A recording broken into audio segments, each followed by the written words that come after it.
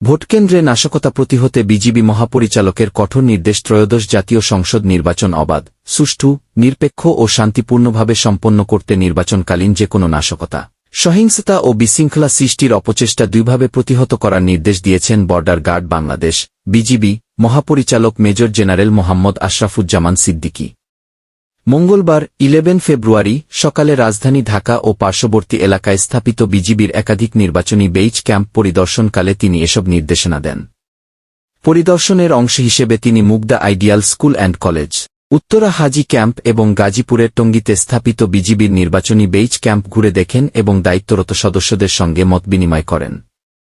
এ সময় মহাপরিচালক নির্বাচনে বিজিবির সার্বিক প্রস্তুতি, আইনশৃঙ্খলা ও নিরাপত্তা পরিস্থিতি পর্যবেক্ষণ করেন।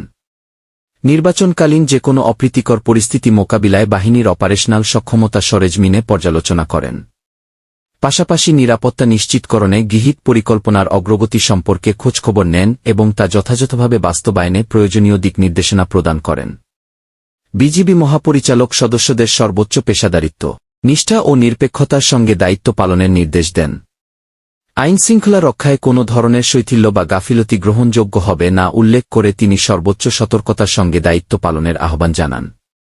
তিনি বলেন, ভোটাররা যাতে নির্বিঘ্ন ও শঙ্কামুক্ত পরিবেশে ভোটাধিকার প্রয়োগ করতে পারেন সেজন্য পর্যাপ্ত সংখ্যক টহল পরিচালনা, চেকপোস্ট স্থাপন এবং তল্লাশি কার্যক্রম জোরদার করতে হবে। একই সঙ্গে ভোটার ও সাধারণ জনগণের সঙ্গে ভদ্র, মানবিক ও দায়িত্বশীল আচরণ করার নির্দেশ দেন। গণতান্ত্রিক প্রক্রিয়া সুরক্ষা এবং জনগণের জানমালের নিরাপত্তা নিশ্চিতে বিজিবি সদস্যরা সততা, নিষ্ঠা ও পেশাদারিত্বের সঙ্গে অর্পিত দায়িত্ব পালন করবেন, এমন আশাবাদ ব্যক্ত করেন বিজিবি মহাপরিচালক।